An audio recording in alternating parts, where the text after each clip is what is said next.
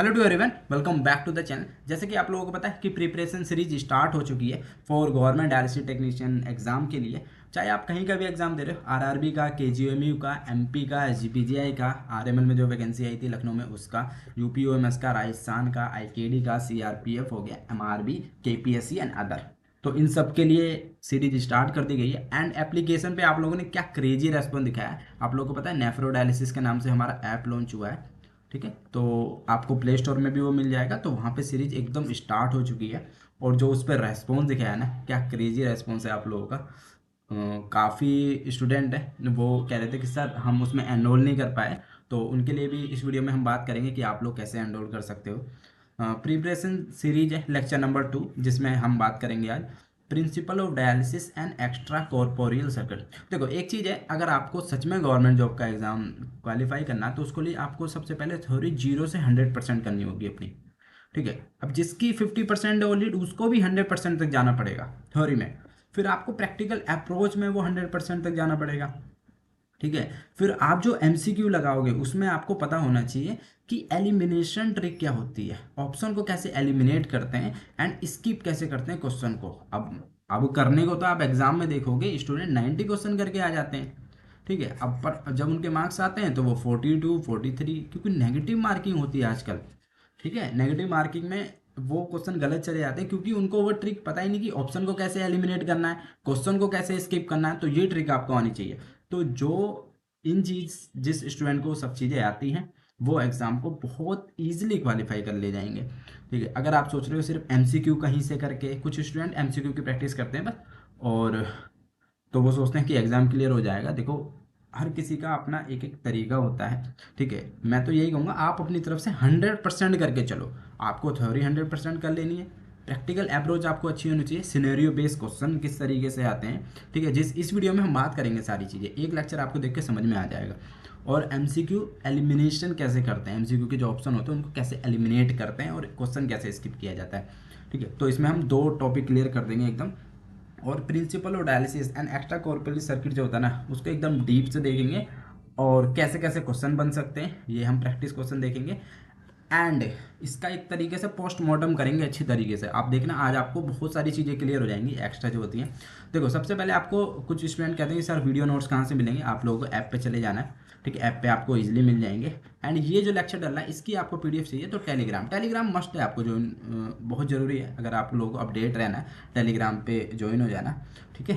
And WhatsApp group भी है, उस पर भी अपडेट मिलती रहती है, ठीक है।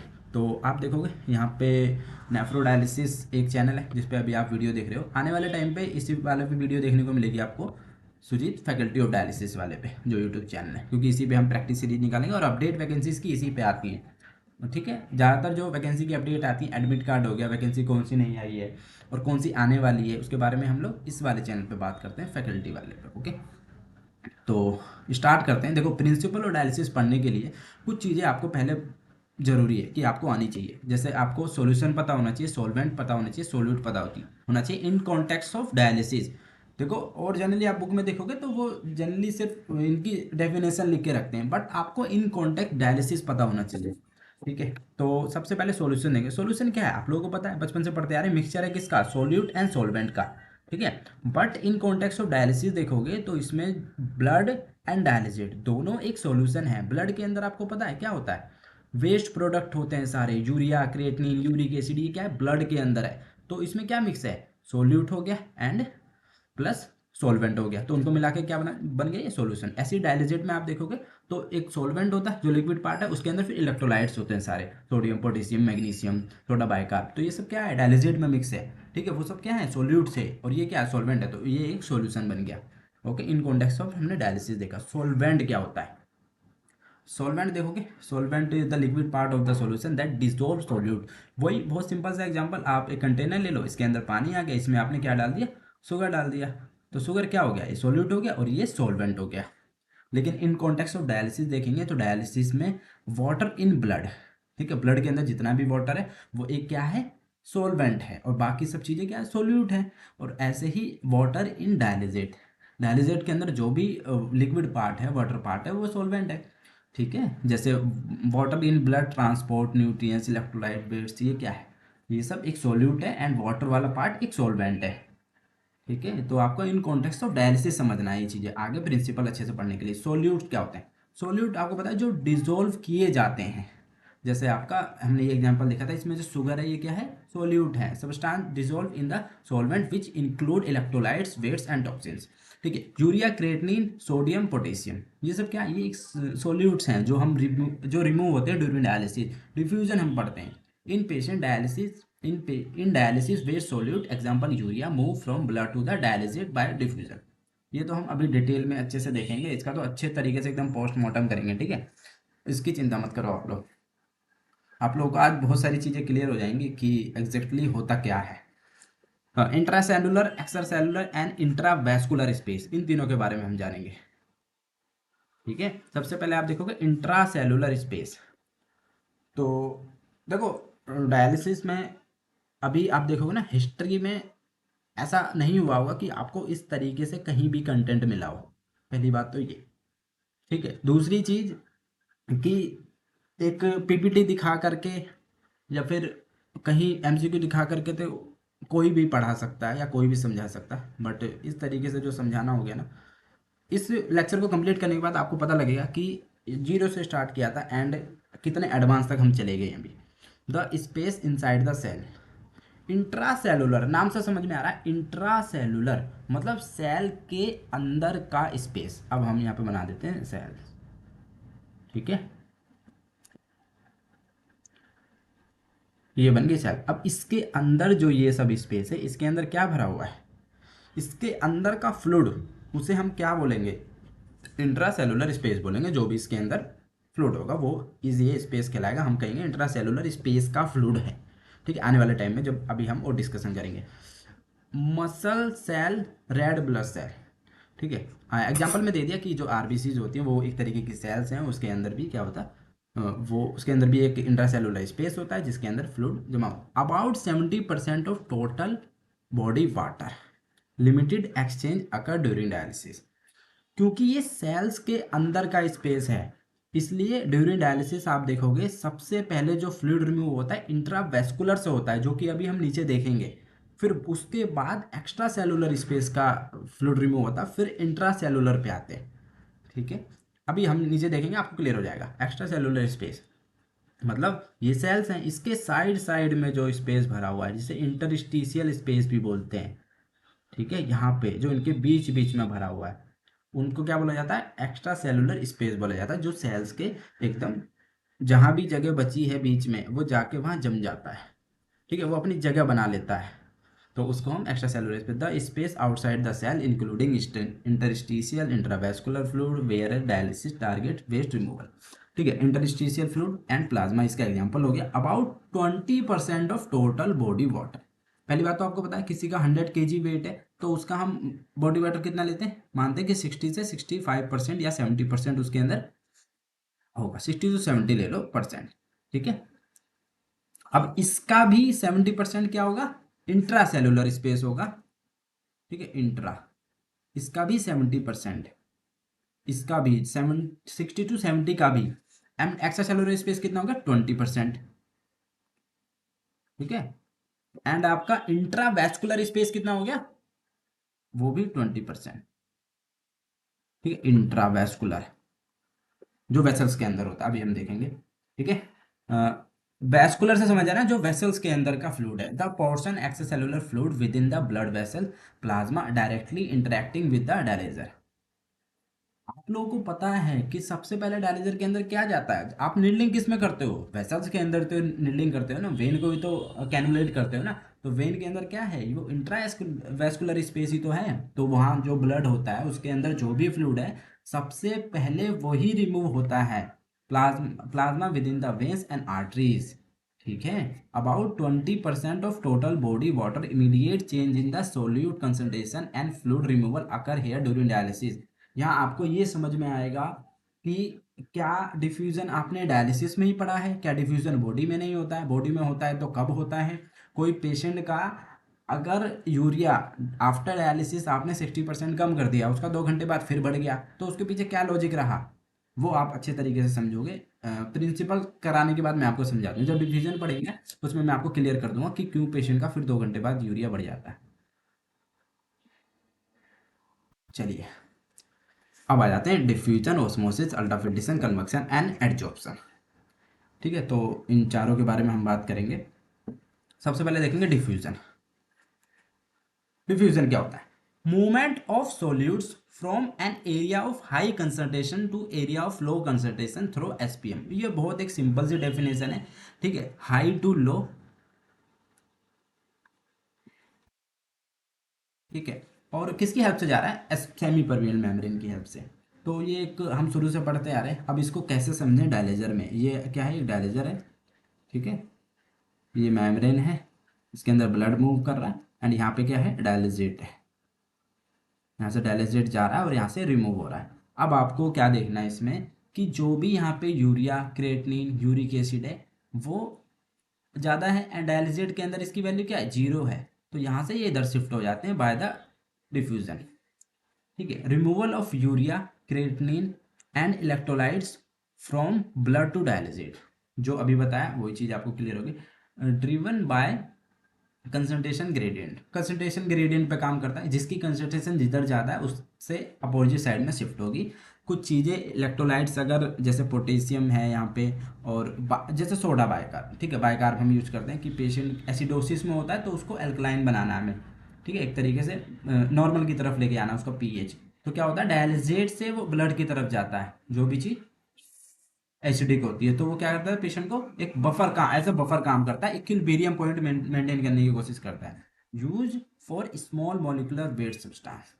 ठीक है, डिफ्यूजन में आपको पता ही है, वो तो हाई फ्लक्स, लो फ्लक्स, इसकी में तरफ जाओगे तो हाई मॉलिकुलर के भी रिमूव होते हैं, जो कि हमने डायलिजर में ऑलरेडी कवर किया था। ठीक है, अब आपको मैंने एक चीज़ बताई थी, डिफ्यूजन जब पढ़ेंगे एक चीज़ समझाऊंगा मैं आपको कि मान के चलो डिफ्यूजन डायलिजर में हो गया, ये डायलिजर में हुआ। ठीक है, आपने एक पेशेंट का डायलिसिस लगाया, उसका यूरिया 100 था और आफ्टर डायलिसिस 60 यूरिया आ गया उसका। ठीक है, 60 नहीं 40 आ गया, क्योंकि आपने 60% रिड्यूस किया। आपको पता है ना यूआरआर कितना होना चाहिए? 60 से 65% होना चाहिए नॉर्मल रेंज यूआरआर की, ये क्वेश्चन आ जाता है। तो आपने 100 पे लगाया उसका डायलिसिस, एंड 4 आवर्स के बाद कितना आ गया उसका यूरिया? 40 आ गया। अब वो पेशेंट चला गया घर पे अपने। ठीक है, वो घर पे चला गया, उसने 2 घंटे के बाद फिर से अपना टेस्ट कराया, ब्लड टेस्ट कराया केएफटी का, उसका यूरिया अगेन वो कितना पहुंच गया? 60 से 70 पहुंच गया। तो वो फिर फ़ोन करके आप लोगों से या किसी से भी मेडिकल स्टाफ से फ़ोन करके कह रहा है यार ये तो मेरा यूरिया फिर से ज़्यादा बढ़ गया, तुम लोगों ने अच्छा डायलिसिस नहीं किया है। ठीक है, वो एडिक्वेसी ऑफ डायलिसिस अचीव नहीं करा है। अगर कोई पेशेंट ऐसा बोलेगा तो आप उससे क्या बोलोगे? आप फिर से ऊपर चलते हैं, तो उसे आप बोलोगे कि भाई हमने जो आपका फ्लूइड रिमूव किया था वो इंट्रावेस्कुलर का यूरिया रिमूव किया था ज़्यादातर। ठीक है, मोस्टली 4 आवर्स की डायलिसिस में इंट्रावेस्कुलर का यूरिया रिमूव किया है आपने। जो इंट्रावेस्कुलर के अंदर है, जो कि जो वेसल्स के अंदर है, आर्टरी और वेन्स के अंदर जो यूरिया है वो रिमूव किया गया था।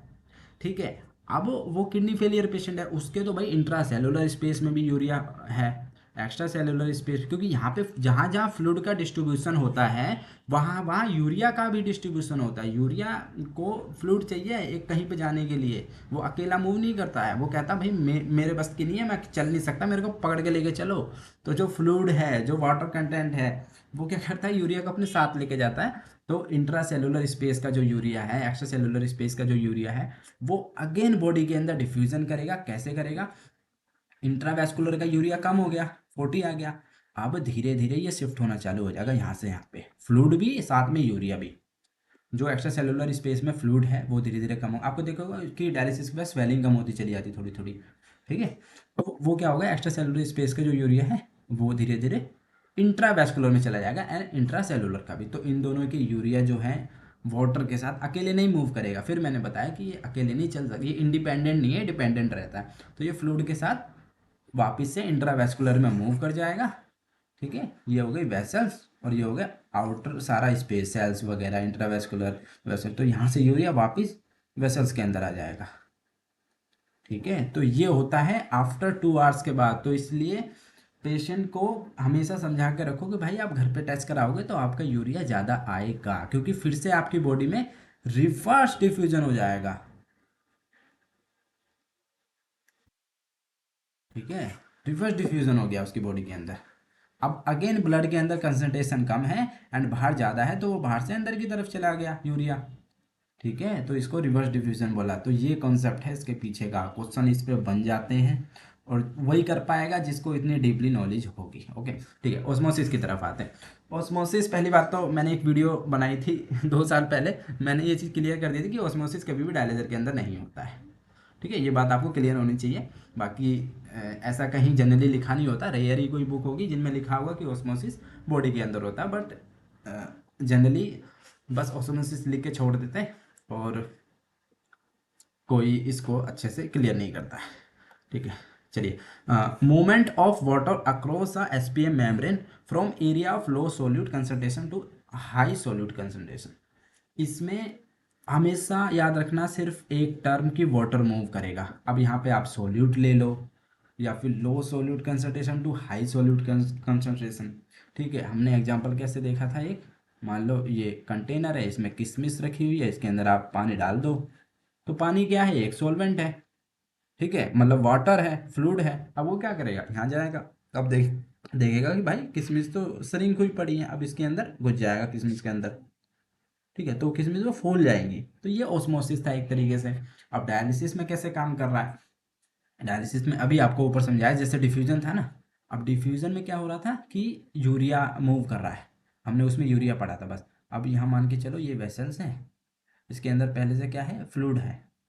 ठीक है, वाटर की कंसंट्रेशन है। अब वो ड्यूरिंग डायलिसिस, पेशेंट डायलिसिस पे आया और यहाँ पे ब्लड आया कांटेक्ट में, और ये अल्ट्रा फिल्ट्रेशन से यहाँ पे निकल गया यूएफ, उसका यूएफ निकाल दिया आपने। अब इसमें वाटर कम हो गया, जब वाटर कम हो गया तो उसके जो वही intra cellular extra cellular space में जो वाटर है वो अगेन क्या होगा, अगेन फिर वैसे इंट्रावेस्कुलर में जाएगा।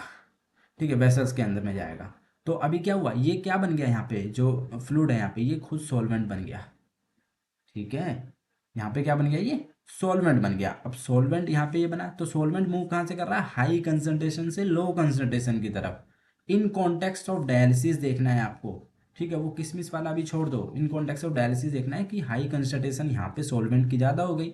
वाटर खुद एक सॉल्वेंट है ना, तो वो वहाँ से इंट्रावेस्कुलर में मूव कर गया। ठीक है, या फिर आप इसको इस टर्म में बोलो कि लो सोल्यूट कंसंट्रेशन, जहाँ पे सोल्यूट की कंसंट्रेशन कम है। अब सोल्यूट की कैसे देखोगे, यहाँ पे अभी यूरिया की कंसंट्रेशन कम हो गई और यहाँ पे यूरिया की ज़्यादा हो गई, तो अगेन क्या हुआ, ज़्यादा से कम की तरफ शिफ्ट हो रहा है। ठीक है, तो ये फिर वापस क्या होगा, ब्लड जो है वेसल्स के अंदर आ जाएगा, आर्टरी वेन्स के अंदर आ जाएगा। तो इसको हम बोलेंगे डिफ्यूजन कहाँ हुआ, पेशेंट की बॉडी में हुआ, ना कि डायलिसिस के अंदर हुआ। ठीक है, ये चीज़ आपको पहले क्लियर करी गई थी। थोड़ा सा कलर वलर चेंज कर लें, रंगीन बना दें इसको, ब्लैक एंड वाइट हो रखी है ज़िंदगी है, रंगीन बनाते हैं। Water movement from interstitial space to space into the blood और डायलिसिस। ठीक है, इंटरस्टिशियल स्पेस से मान लो, इंट्रा सेल से मान लो, सेल से तो पहले फिर कहाँ पे आएगा, इंट्रावेस्कुलर में ही आएगा भाई, नहीं सेल से कहाँ आएगा, इंट्रा सेलुलर से एक्स्ट्रा सेलुलर में आएगा, एक्स्ट्रा सेलुलर से फिर जाके उसमें आएगा वेस्कुलर में। ठीक है, इंपॉर्टेंट फॉर फ्लूइड बैलेंस के लिए इंपॉर्टेंट होता है, opposite to the diffusion for water movement. मतलब वाटर का रोल आएगा ही आएगा, डिफ्यूजन के अपोजिट होता है, बस इसमें वाटर यूज हो जाता है। अल्ट्रा फिल्ट्रेशन, यूएफ समझ लो, बहुत इंपॉर्टेंट है। ठीक है, कि कैसे यूएफ रिमूव होता है, ये तो सबको पता रिमूव होता है। टीएमपी क्या होता है, टीएमपी कैसे कैलकुलेट करते हो, मशीन तो दिखा देती है, पर टीएमपी कैसे कैलकुलेट करते हो उसके बारे में बात करेंगे। हो सके ये वीडियो 2 पार्ट में हो जाए, क्योंकि काफ़ी बड़ी शूट हो जाएगी मेरे हिसाब से, तो देखते हैं जितना होता है 2 पार्ट में कर देंगे complete. Removal of fluid by applying hydrostatic pressure across a semi permeable membrane. UF में आपको पता है फ्लूइड तो रिमूव हो रहा है, किसकी हेल्प से हो रहा है, हाइड्रोस्टेटिक प्रेशर से हो रहा है। ठीक है, अब मैं बना देता हूँ यहाँ पे एक डायलाइजर, अच्छे से सुंदर सा बनाऊँ या बेकार सा, चलो बेकार सा बनाते हैं ना, बेकार चीज़ ज़्यादा बढ़िया होती है क्या। तो ये हो गया डायलाइजर। अब तो यहाँ से फ्लूइड निकालना है, निकाल दो फिर, बड़ी बात है क्या। चलो ठीक है, यहाँ से ब्लड है, यहाँ से आउट। ओके, यहाँ से हमने ब्लड इन कर दिया, यहाँ से आउट कर दिया। अब कहा जा रहा है कि negative pressure from the blood and positive pressure from the blood and negative from the dialysis. तो इससे क्या मतलब है, आपको पता है कि यहाँ पे जो ब्लड इसके अंदर जा रहा है ये कितनी स्पीड से जा रहा है भाई? आपने 300 ml/मिनट से इसका डायलिसिस चला रखा है, तो ये अपने एक प्रेशर से तो अंदर जा रहा है, ठीक है। तो इसका एक क्या होगा, इनलेट प्रेशर हुआ, आर्टरी प्रेशर नहीं, इनलेट प्रेशर। आर्टरी प्रेशर तो वो हो गया कि बॉडी में से कितना आप खींच रहे हो, उसकी नेगेटिव प्रेशर लगा रहे हो। एक हो गया इनलेट प्रेशर, ठीक है, हमने इसको बोल दिया इनलेट प्रेशर, इनलेट पी। चलो जी, अब यहाँ पे क्या आ गया, ब्लड आ गया इसके अंदर। भाई इसको रिटर्न करने के लिए बॉडी के अंदर वीनस प्रेशर भी तो लगाना पड़ेगा। बिना रिटर्न किए आप, बिना प्रेशर लगाए आप मुझे रिटर्न करके दिखा दो ब्लड किसी का, क्योंकि बॉडी का अपना भी तो नेगेटिव प्रेशर है ना, वो बाहर खींच रहा है। बॉडी जो है मतलब जो ब्लड है उसमें सर्कुलेट हो रहा है किसी की भी बॉडी के अंदर, तो उसका भी तो अपना एक प्रेशर है जो उसको बाहर धक्का देने की कोशिश कर रहा है। आप किसी को निडल लगा दो, निकाल दो, तो वो बाहर आएगा, चाहे आप वेन में ही लगा दो, ठीक है, तो उसका भी अपना एक प्रेशर है। तो उसके अगेंस्ट हमें प्रेशर लगाना पड़ेगा कि उसके अगेंस्ट ब्लड को वापस करना है, तो उसे हम वीनस प्रेशर बोलते हैं। तो प्लस कर दो आउटलेट प्रेशर, ये हो गया आउटलेट प्रेशर, ठीक है। एंड अब क्या देखेंगे हम, ठीक है, इन दोनों को आपने मिला दिया। अब यहाँ से क्या लग रहा है, यहाँ से लगता है, ये तो यहाँ से इनलेट हो गया डायलिजेट का, यहाँ से आउटलेट हुआ। मशीन ने क्रिएट किया हाइड्रोस्टेटिक प्रेशर, जो कि हम बोलते हैं नेगेटिव प्रेशर। वो कहाँ से लगा, डायलिजेट की साइड से लगा, पानी को खींचने के लिए, ठीक है। तो यहाँ से एक पिस्टन रख दो, इसके ऊपर एक पिस्टन रख दो, ये नीचे दब रहा है और यहाँ से ये खींच रहा है, तो ये पानी यहाँ से ऐसे ज़्यादा चला जाएगा। अब वो मशीन में आप कितनी स्पीड लगा दो यूएफ निकालने की, कि भाई आपको 1 घंटे में 2 लीटर निकालना है, ठीक है, या आपको 1 घंटे में 1 लीटर निकालना है, तो वो उस हिसाब से मशीन कैलकुलेट कर लेती है। बट इसका लॉजिक यही है, अल्ट्राफिल्ट्रेशन कैसे निकलता है, यहाँ से पॉजिटिव प्रेशर लगता है डायलिजेट की तरफ से नेगेटिव प्रेशर लगेगा, खींचने वाला, मतलब इसको खींचा जा रहा है। एंड इधर से ब्लड से क्या लगता है, पॉजिटिव प्रेशर लगता है इनलेट की तरफ, ठीक है। तो ये दोनों मिला करके क्या बनता है, तभी अल्ट्राफिल्ट्रेशन रिमूव होता है। और टीएमपी, टीएमपी आपका कैसे कैलकुलेट होता है, इन तीनों को मिलाकर ही तो टीएमपी बोल रहे हैं भाई। इसका प्रेशर एंड इसका प्रेशर, टीएमपी का मतलब क्या है, ट्रांस मेम्ब्रेन प्रेशर, जो कि अभी आगे बहुत डिटेल में देखेंगे, आपको क्वेश्चन दिखेंगे इसके ऊपर, बढ़िया बढ़िया से क्वेश्चन, सुंदर सुंदर से, ठीक है। क्वेश्चन भी सुंदर होते हैं क्या, बना देंगे, नहीं होते हैं तो, ठीक है। तो ये हुआ आपका क्लियर कि हाइड्रोस्टेटिक प्रेशर लग रहा है एंड उसमें नेगेटिव पॉजिटिव एंड डायलिजेट की साइड से, ठीक है। Fluid removal, blood to dialysate using using transmembrane pressure, ठीक है, मतलब टीएमपी। तो टीएमपी ऐसे ही नहीं होता है डायलिसिस के अंदर, उसका बड़ा रोल है। टीएमपी की वजह से ही अगर फ्लूइड ज़्यादा ही आप कैपेसिटी से निकाल ले हो तो टीएमपी ऊपर चला जाएगा, लो चला जाएगा, ठीक है। इस पे भी डिपेंड करता है, पॉजिटिव नेगेटिव प्रेशर पे भी। अभी देखो यहाँ एक बात करी थी हमने, 1 घंटे में 2 लीटर पानी एक डायलिजर निकालना है।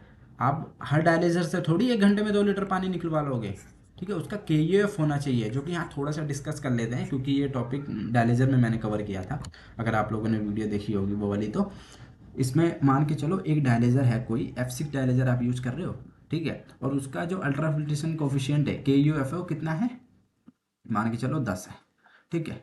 अब 10 है, 10 ml, इसे बोलते हैं 10 ml पर mmHg पर आर।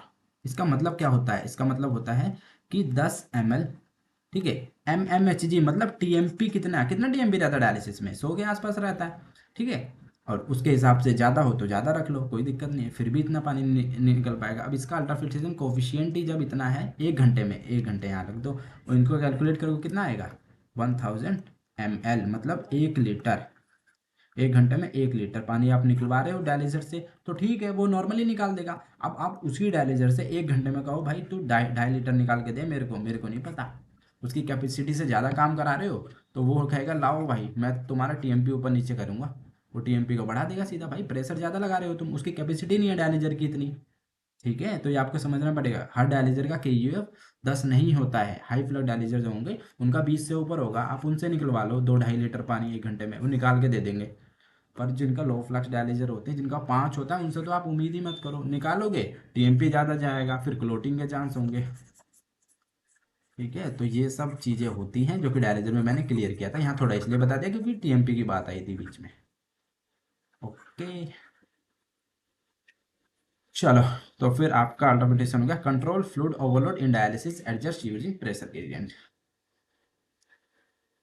कन्वेक्शन पे आ जाते हैं। Convection, solutes are dragged across the semi-permeable membrane along with water flow solvent drag। यहाँ पे solvent drag कर लेना, ठीक है, ये होता है solvent drag।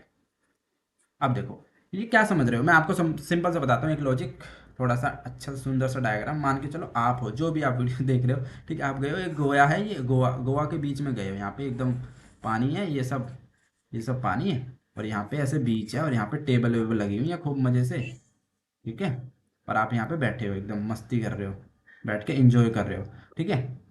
अबे ये कौन बना दिया मैंने ठीक है, तो आप इंजॉय कर रहे हो, और यहाँ से आप देख रहे हो ये पानी वानी की लहरें ऐसे आ रही हैं, ठीक है, मस्त तरीके से, और यहाँ पे आपके आसपास रेत पड़ा हुआ, रेत रेत होता है ना साइड साइड में, ये सब रेत होता है। अब ऐसे पानी आया, पानी ऐसे आया, और यहाँ पे लहरें थी इसके साथ, और ये वापिस चला गया फिर, ठीक है, तो ये वापिस चला गया। अब जब वापिस गया तो साथ में जो रेत था ना, रेत, ये इसको भी अपने साथ ले गया, तो ये क्या था, अपने साथ रेत को भी ले गया। तो फिर इससे क्या हुआ, अब आपने देखा कि ये रेत वापिस चला गया, तो ये क्या हुआ, ये सॉल्वेंट है, ये जो है, ये जो पानी था ये सॉल्वेंट था, और ये जो रेत है ये क्या थे, ये सॉल्यूट से, ठीक है। अब सॉल्वेंट क्या हुआ, सॉल्वेंट में बता देते हैं, सॉल्वेंट हुआ आपका डायलिजेट, यहाँ पे ये आपका डायलिजेट हो गया, और ये सॉल्यूट क्या हुआ यहाँ पे, यूरिया, क्रेटनिन, यूरिक एसिड, ठीक है, ये सब आपका क्या हुआ, ये सब सोल्यूट हुआ। तो जब सॉल्वेंट आया और अपने साथ सोल्यूट को ड्रैग करके वापस ले गया, वापस ले गया वो कहाँ, अपने बीच के अंदर, नदी के अंदर जो भी थी लहरें थी, अपने साथ पानी के अंदर ले गया, तो उसको हमने बोल दिया कन्वेक्शन। भाई यही तो कन्वेक्शन है, और क्या है, ये प्रिंसिपल इतना टफ मानते हैं, बहुत ईजी है, ठीक है। तो इसमें आपको क्या देखना है कि सोल्यूट क्या हुए, ड्रैग हुए। पहली बात तो इसको आपको करेक्ट करना है, ठीक है, ये सॉल्वेंट आएगा यहाँ पे, टाइपिंग मिस्टेक है वैसे ही, सॉल्वेंट ड्रैग,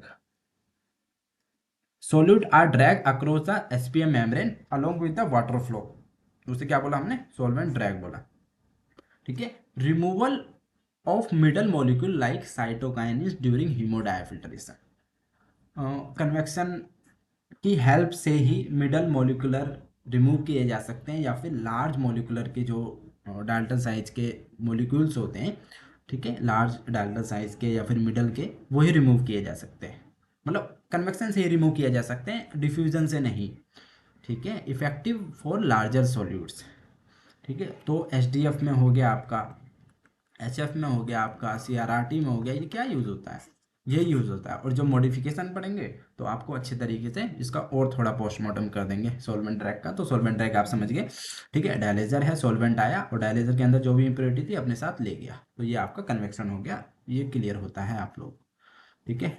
अब आ जाते हैं एडजॉर्प्शन।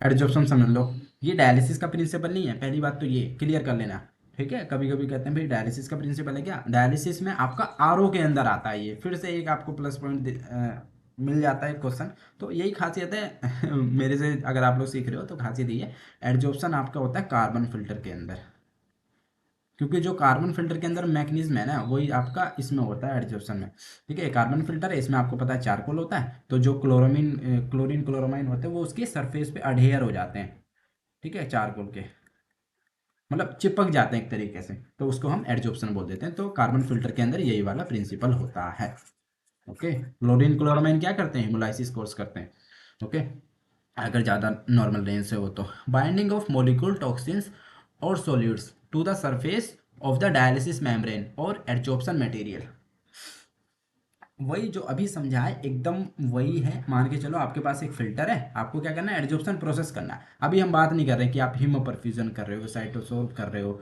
ये सब कर रहे हो, अभी हम सिर्फ बात कर रहे हैं एक फिल्टर है, वो उसके अंदर एक चारकोल मटेरियल लगा हुआ है, ठीक है, कार्टिलेज भी बोलते हैं इसको ना, कार्टिलेज बोला जाता है, कार्टिलेज लगा होता है इसके अंदर। तो ये क्या करता है, जो भी टॉक्सिन्स है, मतलब प्रोटीन बाइंडिंग जो टॉक्सिन्स होते हैं, जो प्रोटीन के साथ एकदम बाउंड हो जाते हैं, उनको रिमूव करना है। अब वो ब्लड से वैसे रिमूव नहीं होते डायलिसिस में, क्योंकि वो प्रोटीन बाउंडिंग है, वाटर सोल्यूबल नहीं है। वाटर सोल्यूबल होते तो चलो नॉर्मल डायलिसिस से निकाल दो टॉक्सिन्स को, पर वो क्या है, प्रोटीन के साथ बाउंड हो चुके हैं। तो उसमें क्या होता है, यहाँ से ब्लड मूव करेगा, यहाँ से सारे में ब्लड जाएगा, ठीक है, इधर भी ब्लड है।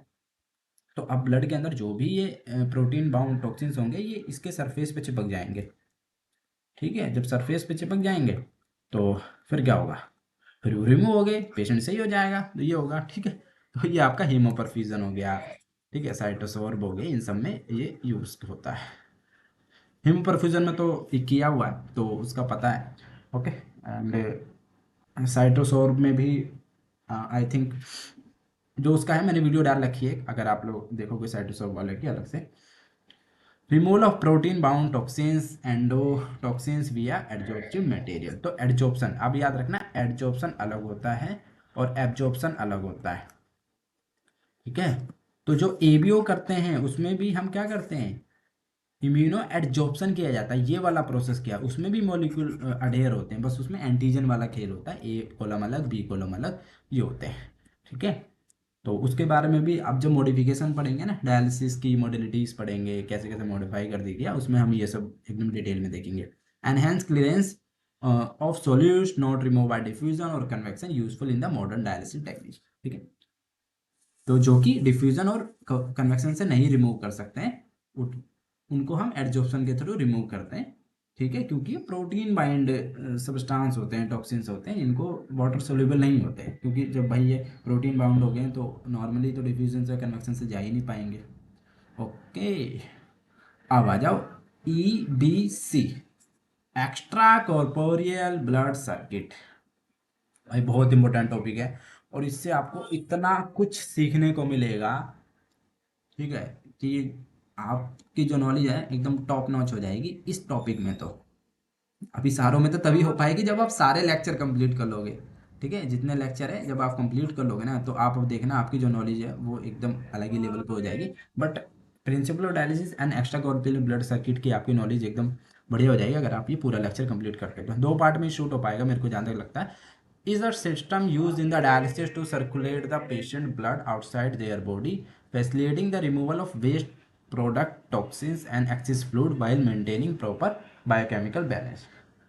बहुत सिंपल सी डेफिनेशन है, आपको पता है एक्स्ट्रा कॉर्पोरियल जो सर्किट है उसके, एक तो ये जो बॉडी से पेशेंट की बॉडी से बाहर जो भी ब्लड है ये इसके अंदर मूव करता है, जो भी जैसे ही पेशेंट का ब्लड बाहर आ गया एंड रिटर्न होने तक जितना भी चीज़ें हम यूज़ कर रहे हैं, जो भी चीज़ें यूज हो रही है उसमें, वो सब क्या होता है, एक्स्ट्रा कॉर्पोरियल सर्किट होता है। जिसमें आपका आर्टियल ब्लड लाइन होती है जो ब्लड को कैरी करती है, विनस ब्लड लाइन होती है जो रिटर्न करती है, आर्टिफिशियल किडनी होती है जिसे हम डायलिजर बोलते हैं, जिसके अंदर प्रोसेस होता है डिफ्यूजन और filtration convection.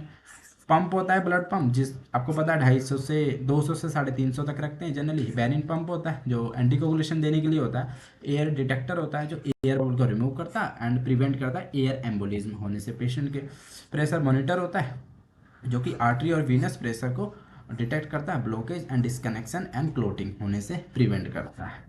Clamp and volt control blood flow and ensure proper direction, ठीक है। अब आ जाओ मॉनिटर पैरामीटर।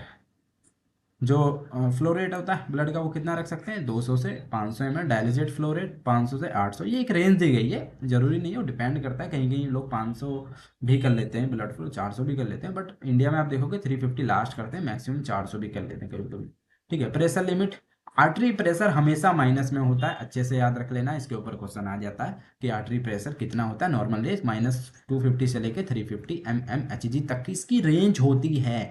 ऐसे यहाँ देखोगे जीरो होता है, फिर minus minus minus minus minus minus यहाँ तक ऐसे करके ये इसकी एक रेंज होती है कि इतने से लेके इतना ये जा सकता है, रेंज बताई जा रही है, ऐसा नहीं बताया जा कि इतना आपको रखना है, ठीक है। क्योंकि वीनस प्रेशर प्लस 150 से 250 तक, ठीक है। होने को आपने 120 भी देखा होगा, 100 भी देखा होगा, ठीक है। 100 से नीचे ज़्यादा तो मशीन अलार्म करती है, आपको पता है। Heparinization, maintain anticoagulation to prevent clot. क्या हेपरिन क्यों देते हैं, क्यों देते हैं, बताओ बताओ क्या उद्देश्य है आपका हेपरिन देने का, ठीक है। तो एंटीकोगुलेशन में अच्छे से देखेंगे, बस अभी आपको यह है कि क्लॉट ना हो ब्लड, इसलिए हम हेपनाइजेशन करते हैं, okay. Common alarm in extra blood, extra corporeal blood circuit. Arterial pressure का कब आता है, अब ये इंपॉर्टेंट है भाई, दो चीज़ होती है ना, एक हाई कब आ रहा है, लो कब आ रहा है, इसमें बड़ी कंफ्यूजन हो जाती है।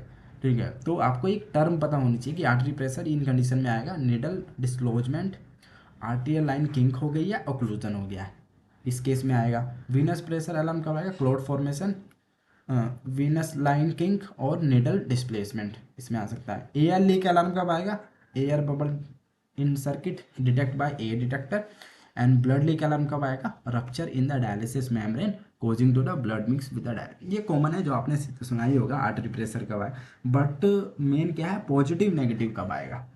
ये तो सिर्फ कॉमन अलार्म मैंने बताया, अभी अभी मेन तो इनके बारे में हम देखेंगे कब पॉजिटिव आएगा कब नेगेटिव आएगा। अब आ जाओ कॉम्प्लिकेशन हम देखेंगे, ठीक है, एंड आर्टरी प्रेशर मेन देखेंगे, आर्टरी प्रेशर, ठीक है। अब यहाँ देखेंगे कि नेगेटिव कब आएगा, पॉजिटिव कब आएगा, ठीक है। अभी आप देख लो कैसे कैसे देखना है। वीनस प्रेशर देखेंगे, पॉजिटिव रेंज क्या क्या होती है, 100 से लेके 200 mmHg। हाई वीनस प्रेशर कब आएगा, इनकी एक एक टर्म आपको पता होनी चाहिए कि कितने नॉर्मल रेंज है कब आएगा, एंड लो वीनस प्रेशर कब आएगा। अब आ जाएगा आपका मेन टीएमपी, जो कि आपको कैसे कैलकुलेट करना होता है, एग्जैक्टली क्या होता है टीएमपी, अभी हमने डिस्कस भी किया था और डिटेल में देखेंगे। ठीक है, नॉर्मल रेंज क्या होती है, फॉर्मूला क्या होता है, इसके ऊपर हम दो क्वेश्चन देखेंगे पूरे। टीएमपी आपको कैसे कैलकुलेट करना है, इसके ऊपर क्वेश्चन आ जाता है। ठीक है, बहुत ईजी है, बहुत आसान से आप कैलकुलेट कर लोगे। ये दूसरा थोड़ा ट्रिकी क्वेश्चन है जिसमें ऑलरेडी टीएमपी दे दिया, अब आपसे एवरेज ब्लड प्रेशर पूछ लिया, ये हम देखेंगे। ठीक है, cause of abnormal TMP, TMP high low कब आएगा ये देखेंगे, क्लिनिकल सिग्नेल्स, और लास्ट में हम एक टेबल देखेंगे जिसमें हम सबकी नॉर्मल रेंज देखेंगे, क्लिनिकल एक्शन आपको क्या लेना है वो देखेंगे, और प्रैक्टिस क्वेश्चन हम इसके ऊपर प्रैक्टिस क्वेश्चन करेंगे। बहुत ट्रिकी क्वेश्चन है, ठीक है, आपको काफ़ी कुछ सीखने को मिलेगा क्वेश्चन में। तो ये वीडियो काफ़ी ज़्यादा लंबी हो जाएगी, इसलिए इन सब चीज़ को जो अभी बताया सेकेंड पार्ट में कवर करेंगे। और मैं आपसे फिर बोलूँगा कि जिस बच्चे ने एनरोल नहीं किया है वो फटाफट फटाफट जाके एनरोल कर लो। ठीक है, आप लोगों को डिस्क्रिप्शन में भी लिंक मिल जाएगा, एंड आप लोगों को कमेंट में भी पिन मिल जाएगा। ठीक है, क्योंकि वही है कि काफ़ी स्टूडेंट मैसेज कर रहे थे कि सर हमें अगेन फिर से वो डिस्काउंट प्रोवाइड कर दो जो उस पर मिल रहा है, तो अभी देखो कर दिया है। पर जैसे ही और 50 स्टूडेंट एनरोल कर लेंगे, क्योंकि वो सिर्फ 100 स्टूडेंट के लिए था। ठीक है, 100 स्टूडेंट ऑलरेडी कर चुके हैं, वो उन्होंने अपनी स्टडी स्टार्ट कर दी है।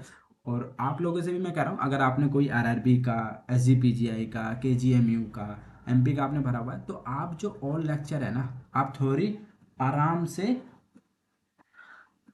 आप थोड़ी जो है ना आराम से कंप्लीट कर सकते हो 15 दिन के अंदर।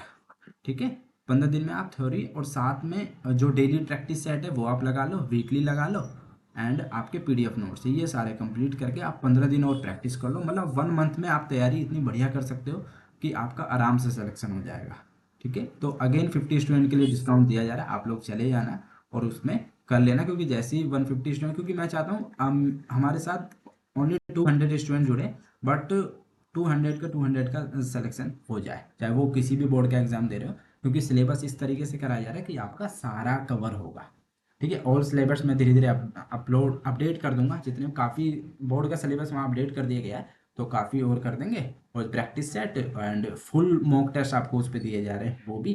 ठीक है, तो मिलते हैं नेक्स्ट वीडियो में, टिल देन बाय। इसका सेकंड पार्ट आएगा, ठीक है, सेकंड पार्ट जरूर देखना, 1-2 दिन में अपलोड हो जाएगा, अगले दिन ही हो जाएगा, जिस दिन कर रहे हैं उसके नेक्स्ट डे ही सेकंड पार्ट आपको मिल जाएगा। ठीक है, कमेंट भी कर देना अगर सेकंड पार्ट चाहिए होगा तो। ओके।